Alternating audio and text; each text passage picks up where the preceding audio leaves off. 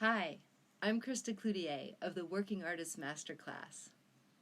I'm an artist, just like you, but I've also been on the other side. I've worked as an arts dealer, gallerist, a curator, even a critic, and I want to share what I've learned about how artists succeed in the art business. So today, I'm going to show you what I see as the 10 steps to working as an artist. Let's see if you can find which step you're at right now. So the first step is actually a step back in time. Do you remember the first time that you felt that creative spark? Was it the joy you felt playing with crayons? Was it the attention you got from being the kid who could draw? Maybe it came later in life for you. When did you first know that you were an artist? Take a second and identify that time for yourself. Okay, so now the second step is all about taking that first step forward. Now that you've connected with that voice inside that whispered, I am an artist, let's ask where it wants to take you. Do you have a vision for your life as an artist? What does that look like? What do you want to do with this thing? Or maybe you have a project in mind, and that's the direction you want to move in next. The second step is all about setting the course. Of course, you do know that when we try to set the course in life, life can take us off course, right? The funny thing about that is, it's the journey that life takes us on that brings us to where we want to be, but often in a whole new way, different from anything we could have ever imagined if we had been the ones in charge of planning the whole thing ourselves. As a creative person, you need to learn how to let go and allow. It's part of the process.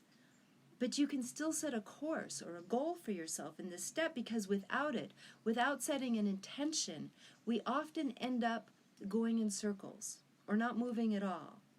It's the energy behind the vision that sets your adventure in motion. So identify where you want to go as an artist, and don't be afraid to dream big. And speaking of being afraid, fear is the third step.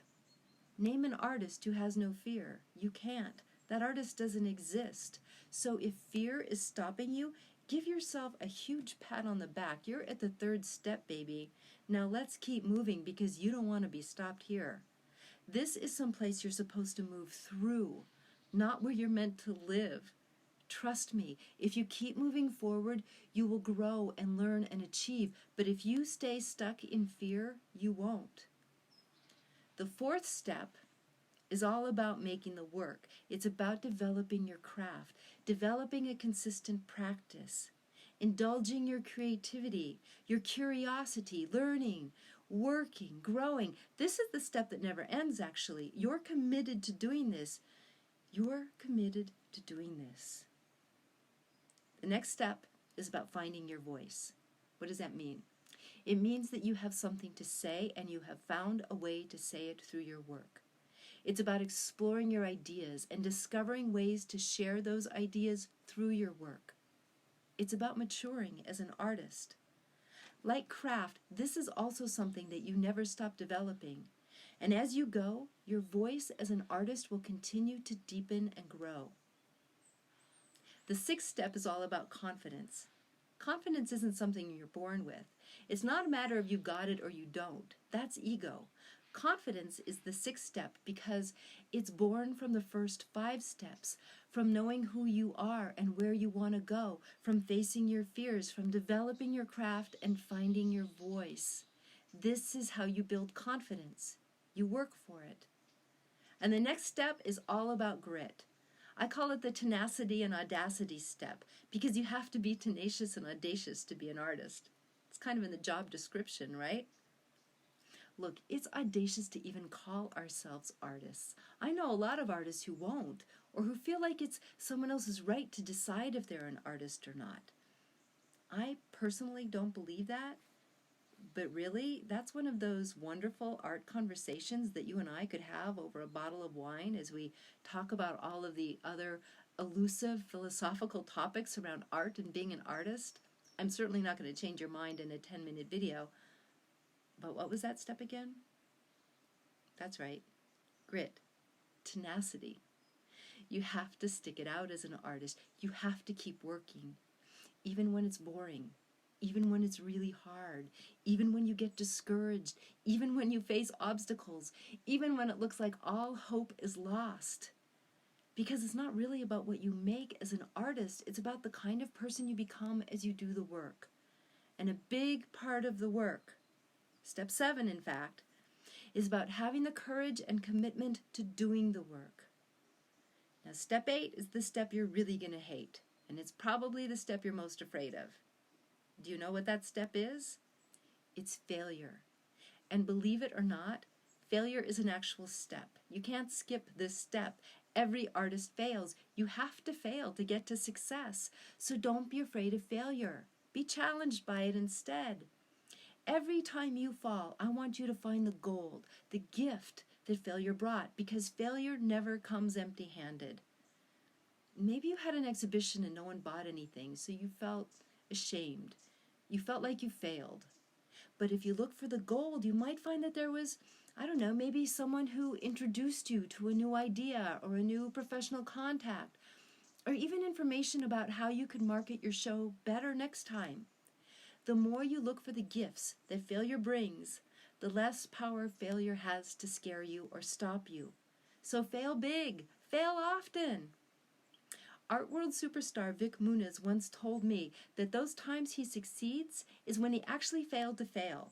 He said his whole career stands on failure. So forget what your ego tells you about failure. Because you're an artist, you know that failure means you're learning and growing and working. And that's a good thing. Step 9 in working as an artist is about finding your audience. This is where you connect with your people in a meaningful way. Your people are the ones who show you, support you, buy from you. They're your community, your patrons, your followers. When I first started working in the art business, I met the most successful art dealer in town.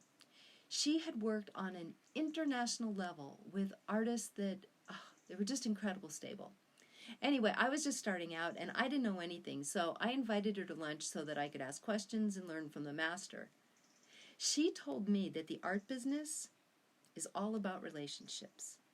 And she's right. It doesn't matter whether those relationships are online or in person. Your relationships are the most important currency you have as an artist. Build them, nurture them. And if you're not sure how to build those relationships or how to nurture them, or even how the whole art business thing works, this is where I can help. But I'll tell you more about me and what I do later. Right now, it's time for the last step. Step 10. Can you guess what it is? It's been with you this whole time. From the start, when you first knew that you were an artist. From the moment you dared to dream about the kind of life and work that you wanted to create. It was definitely with you when you faced your fears. Your fears were real, but this was stronger. Do you know what it is? It's your faith. Facing your fears was faith in action. You worked faithfully as you developed your craft and your voice as an artist. As your confidence grew, you took bigger chances. You audaciously faced down obstacles with faith and grit. Step 8, failure, was where you found faith on your knees. You learned that there's always a gift when you fall down, because that's how you get back up again. In step 9, you shared what you learned on your journey with others, faithful. And now faith is our last step, because this journey is a circle. Artists take this journey again and again. The more times you take it, the deeper into transformation you'll go. It will be reflected back in your work. It will be reflected in your life, in your career, and it will be reflected in yourself, because you are an artist. I'm Krista Cloutier from The Working Artist. If you want to learn more about how I work with artists and help them to achieve their goals, visit my website at theworkingartist.com. I would love to work with you too.